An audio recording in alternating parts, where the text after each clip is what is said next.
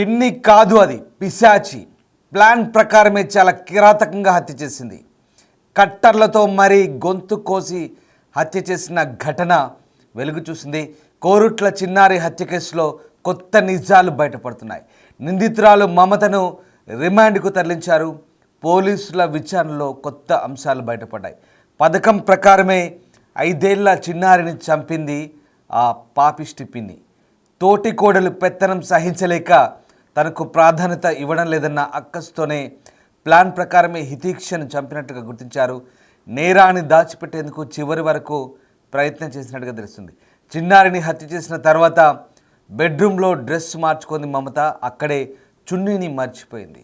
ఇక ఈ చున్నీని dog squad గుర్తించింది. దీంతో మొత్తం వ్యవహారం బయటపడింది. యూట్యూబ్లో హత్యలు ఎలా చేయాలో కూడా వీడియోలు పరిశీలించింది. శనివారం మధ్యాహ్నమే ఓ కవర్లో కత్తి, కట్టర్, చీరను తీసుకెళ్లి బాత్రూంలో దాచింది మమత. చీకటి పడగానే హితాక్షిని బాత్రూంలో తీసుకెళ్లి హత్య చేసింది. దుబాయ్ వెళ్లేందుకు కరీంనగర్కు షాపింగ్కి వెళ్లారు హితాక్షి అమ్మ. అత్త ఒక్కరే ఉండడంతో హితాక్షి ఈ హత్యకు ప్లాన్ చేసింది. మొత్తం మీద ఆ పాపిష్టి పిన్ని కుట్రలన్నీ కూడా బయటపడ్డాయి. అమాయకురాలైనటువంటి హితాక్షిని హతమార్చిన పిన్ని వ్యవహారంలో కొత్త కోణాలు వెలుగులు చూస్తున్నాయి. ఇక జగిత్యాల జిల్లా కోరుట్లలో జరిగిన ఈ దారుణ ఘటనకు సంబంధించి అనేక అంశాలు పోలీసు విచారణలో వెలుగు చూశాయి. 5 ఏళ్ల చిన్నారిని పిన్ని అయ్యే మహిళ దారుణంగా గొంతు కోసి చంపిన ఘటన మనకందరికీ తెలిసిందే. ఆ చిన్నారి తల్లిదండ్రులతో ఉన్న అసూయతోనే, కేవలం అసూయ కారణంగానే ఈ అఘాయిత్యానికి పాల్పడింది. అంతేకాదు బాలికను చంపేసి ఏమీ తెలియనట్లు డ్రామాలాడిన ఆ కిలాడిని ఎట్టకేలకు పోలీసులు గుర్తించి పట్టుకున్నారు. మనం కొన్ని పాత దృశ్యాలు చూస్తే కనుక ఆ పాపని చంపి మళ్ళీ ఏమీ తెలియనట్టు వాళ్ళ పక్కనే కూర్చొని ఏడుస్తున్న దృశ్యాలు మనం కొన్ని చూడొచ్చు. ఆ సర్కిల్లో ఆమెకు సంబంధించిన దృశ్యాలు మనకు కనబడుతున్నాయి. ఇది ఒక బాక్స్లో చేసి ఈమె మమత ఆమెను చంపి, ఆ హితాక్షిని చంపి నిందితురాలుగా పోలీస్ వ్యాన్లో ఎక్కుతున్న మమతకు సంబంధించిన దృశ్యాలు చూస్తున్నాం. అంతకుముందు ఆమె మర్డర్ చేసి హత్య చేసి తిరిగి కుటుంబ సభ్యులతోనే కలిసి కూర్చొని ఆమె ఏడుస్తున్న దృశ్యాలు మనం చూస్తున్నాం. ఆమె కుటుంబ సభ్యులతో మళ్ళీ ఏమీ తెలియనట్టుగా తల బాదుకుంటూ వాళ్ళ పక్కనే కూర్చొని నంగనాచిలా దొంగ డ్రామాలాడుతూ ఏడుపు లంఘించుకుంది.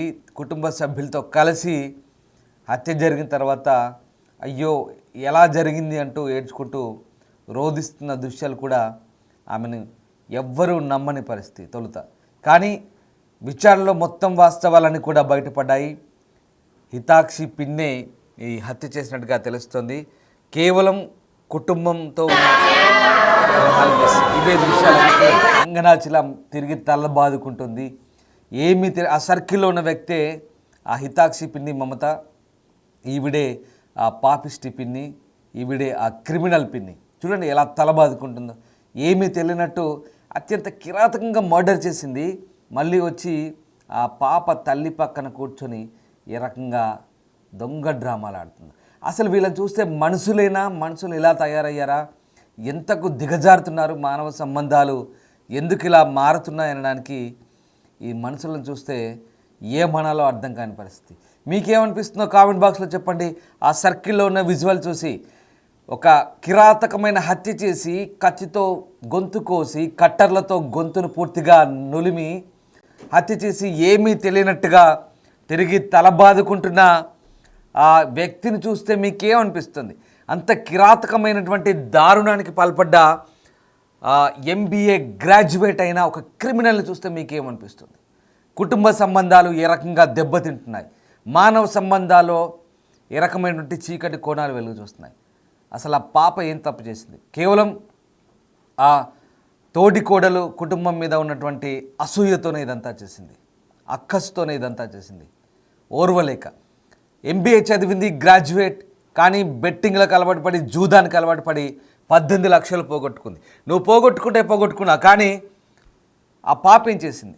ఆ పాపని అతి కిరాతకంగా యూట్యూబ్లో కూడా చూసింది. ఎలా చంపాలో, మర్డర్ ఎలా చేయాలో కూడా యూట్యూబ్లో సెర్చ్ చేసింది. అంతటి దారుణం. అంతటి దారుణమైన ఆలోచన విధానం, అంతటి నేరపూరితమైన ఆలోచనలు, అంతటి నేరపూరితమైన మెదడుతో కుళ్ళిపోయిన వ్యక్తులతో కూడిన సమాజం ఇది. సొంత పిన్ని. విచిత్రం ఏంటంటే ఇద్దరు కూడా ఆ పాప తల్లి ఈమె ఇద్దరు కూడా వరుసకు అక్క చెల్లెలే. ఇద్దరు చేసుకుంది కూడా కవలని, రామ్ లక్ష్మణ్ అనే వ్యక్తుల్ని చేసుకున్నారు. ఈమె భర్త లక్ష్మణ్ కూడా విదేశాల్లో ఉంటాడు. ఇప్పుడు ఈమె జైల్లో, తండ్రి విదేశాల్లో. ఇప్పుడు ఈమె ఇద్దరు పిల్లలు కూడా, ఈమెకు కూడా ఇద్దరు ఆడపిల్లలు ఉన్నారు. ఈ ఇద్దరు ఆడపిల్లల్ని కూడా ఇప్పుడు ఈమె చేత చంపబడ్డ హితీక్ష ఎవరైతే ఉన్నారో ఆమె తల్లే ఇప్పుడు తిరిగి వాళ్ళని చూసుకోవాల్సిన పరిస్థితి. అంతటి దారుణానికి ఒడిగట్టింది ఈ వ్యక్తి. అభం శుభం తెలియని 5 ఏళ్ల బాలికను గొంతు కోసి దారుణంగా హత్య చేసింది. ఆడుకునేందుకు ఇంటి నుంచి వెళ్ళిన బాలిక అదే కాలంలో మరొకరి ఇంట్లో శవమై తేలింది. బాత్రూంలో రక్తపు మడుగులో శవమై కనిపించింది. కోరుట్లలో చోటు చేసుకున్న ఈ ఘటనకు సంబంధించిన అనేక సంచలనాలు అయితే వెలుగు చూస్తున్నాయి. ఆదర్శ్ నగర్లో నివాసం ఉంటున్న ఆకుల రాములు, నవీన దంపతులకు కుమారుడు వేదాస్, అలాగే 5 ఏళ్ల హితీక్ష ఉన్నారు. రాములు ఉపాధి నిమిత్తం గల్ఫ్కు వెళ్ళారు. నవీన అత్తమామలతో ఉంటుంది. సాయంత్రం కాలనీకి చెందిన పిల్లలతో ఆడుకుంటూ ఉండగా కనిపించకుండా పోయింది. దొంగ పోలీసు పులి ఆట ఆడుకుంటూ అదృశ్యమైపోయింది. ఇతరులకు కనిపించకుండా తప్పించుకొని తిరిగే ఆటను కాలనీలో అందరి పిల్లలతో కలిసి ఆడుకుంటుండగా కనిపించకుండా పోయింది. కొద్దిసేపటి తర్వాత ఇంటికి వచ్చి నానమ్మతో కాలం గడిపినట్లు సమాచారం. తర్వాత సాయంత్రం 7:30కు ఇంటి నుంచి బయటకు వెళ్ళినట్లు సీసీ కెమెరాలో రికార్డ్ అయింది. తర్వాత కనిపించకుండా పోయింది. సుమారు గంటన్నర పాటు వెతికారు. చివరికి తమ కూతురు కనిపించలేదని రాత్రి 8:30 గంటలకు పోలీసులకు చెప్పారు. స్థానికుల సాయంతో వెతుకుతుంటే కొడుపల్లి విజయ్ ఇంటి బాత్రూంలో హితీక్ష రక్తపు మడుగులతో పడి ఉంది. దీంతో వెంటనే ఆమెను ఆసుపత్రికి తరలించారు. కానీ అప్పటికే ఆమె చనిపోయినట్టుగా చెప్తున్నారు. ఇక ఈ నేపథ్యంలోనే ఒక్కసారిగా పోలీసులకు అనుమానం వచ్చింది. ఇక సీసీ కెమెరా ఫుటేజ్లు పరిశీలించారు. అప్పటికే పిన్ని మమతను అదుపులోకి తీసుకొని తమదైన శైలిలో ప్రశ్నించడంతో అసలు విషయం బయటపడింది. ఆడుకోవడానికి వెళ్ళిన బాలికను పక్కింటి బాత్రూంలోకి తీసుకెళ్లి హత్య చేసినట్లుగా ఒప్పుకుంది. బాలిక తల్లిదండ్రుల సంపాదనపై ఉన్న అసూయతోనే చంపేసినట్టు చెప్పింది. అంతేకాదు గతంలో ఆన్లైన్లో బెట్టింగ్ ఆడిన మమత లక్షల రూపాయలు పోగొట్టుకుంది. ఓవైపు డబ్బులు లేకపోవడం, బాలిక తల్లి తనను చిన్నచూపు చూడడంతో కక్ష పెంచుకుంది. ఇక మమత పిన్ని మామూలు మహిళ కాదు. అంతకుముందు బాలికను అతి కిరాతంగా హత్య చేసి మళ్ళీ కుటుంబ సభ్యులందరితో కలిసి బాలికను వెతుకుతున్నట్లుగా డ్రామా ఆడింది. చిన్నారి మృతదేహం దొరికిన తర్వాత కూడా తన డ్రామా ఆపలేదు. అందరితో కలిసి చిన్నారి కోసం ఎంతో వేదన పడుతున్నట్లుగా ఏడ్చింది, తల బాదుకుంటుంది. ఇక అప్పటి వరకు ఏడ్చిన ఆమెను పోలీసులు అదుపులోకి తీసుకోవడంతో అంతా షాక్ అయ్యారు. ఇక పెద్దవాళ్ళ ఆర్థిక సంబంధాలు, కక్షలకు అభం శుభం తెలియని హితీక్ష బలైంది. ఇదంతా కేవలం అసూయ అనే ఒక వ్యక్తిత్వంతోనే ఇదంతా కూడా, ఆ క్యారెక్టర్తోనే ఇదంతా కూడా జరిగింది.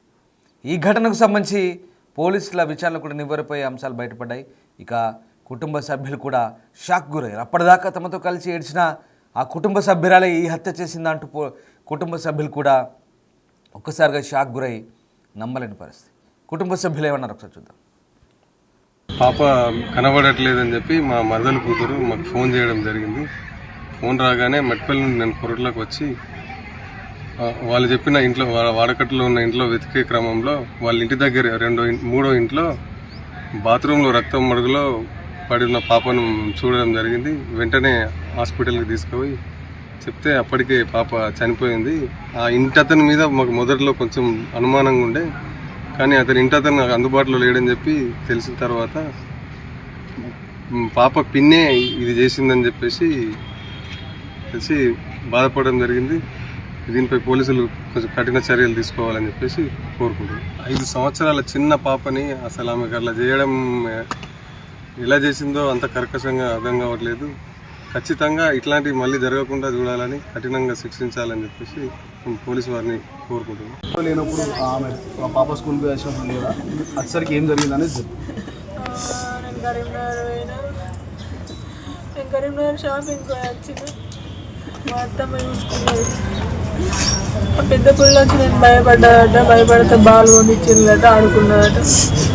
స్నానంకు ట్యాప్ ఆన్ చేసి స్నానం అయిందట బాత్రూంలోకి. అంతసరికి బయట లేదట. అందరు పిల్లలు ఉన్నారు, ఆ మొక్క ఆమె మిస్ అయింది. ఏమైంది అనుకుంటారు మీరు? ఏమైందో ఏమని చెప్పాలా, నా బిడ్డని అమ్మలకు అప్ప చెప్పిన. అమ్మ ఎవరి మీద అనుమానం ఉందా మీకు? ఎవరి మీద? నా గోళ్ళ మీద అనుమానం అని చెప్పాలా. నా బిడ్డల పేరు చెప్పుతుందని అవ్వా దాని బాణంతో నుంచలేరు.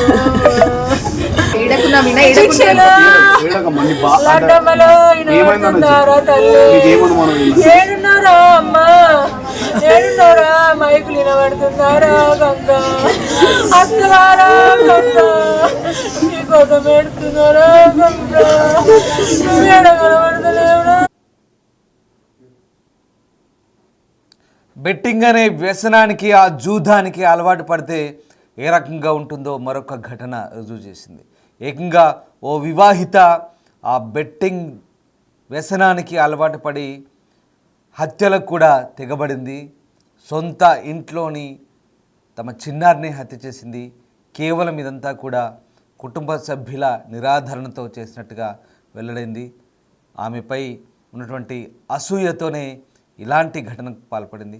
తనకు కూడా 2 ఆడపిల్లలు ఉన్నారు, అయినప్పటికీ కూడా తన తోడికోడలు ప్రవర్తనపై కక్ష పెంచుకొని తన తోడికోడలు తన చిన్నచూపు చూస్తుంది. కుటుంబంలో తనంతా చిన్నచూపు చూస్తున్నారు, సమాజం అంతా కూడా తనని ఒక రకంగా చూస్తున్నారనే ఒక భావనకు గురై ఇలాంటి అసూయ ధోరణితో, ఈర్ష్యతో, కక్షతో అమ్మాయి ప్రాణాలైతే తీసింది.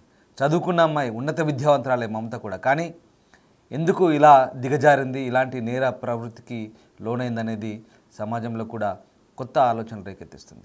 ముఖ్యంగా ఇలాంటి వ్యసనాలన్నిటికీ కూడా ప్రధాన కారణం, ఈ హత్యలకు, ఈ నేర ప్రవృత్తి కారణమంది కూడా చాలా వరకు యాప్స్ లేదా ఇన్స్టాగ్రామ్స్, బెట్టింగ్ యాప్స్ లేదా ఇతరత్ర సోషల్ మీడియా వేదికలే కారణాలుగా మారుతున్నాయి. ఇటీవల జరుగుతున్న సంఘటనలన్నీ కూడా ఈ హత్యలకు, ఇలాంటి నేరపూరిత కార్యక్రమాలకు కూడా అన్నిటికీ దాదాపుగా ఇలాంటి సంబంధాలే మనకు కనబడుతున్నాయి. ఇలాంటి నేరపూరిత ఘటనలన్నింటి కూడా దాదాపుగా ఇంటర్నెట్తో ముడిపడిన చాలా అంశాలే ఇక్కడ మనకు కనబడుతున్నాయి. ఏదేమైనా చాలా దుర్మార్గమైన ఘటన. చదువుకున్న ఒక అమ్మాయి, ఒక వివాహిత మమత అనే ఒక అమ్మాయి, ఆ వివాహిత తన తోడికోడల్ని, కూతురిని చంపడం చాలా దారుణమైన ఘటన. ఇది రాష్ట్ర వ్యాప్తంగా సంచలనంగా మారిన పరిస్థితి. పోలీసుల విచారణలో అనేక విస్తుగొల్పే అంశాలు అయితే బయటపడ్డాయి. మొత్తం మీద చిన్నమ్మ ఎంత పని చేశావమ్మా?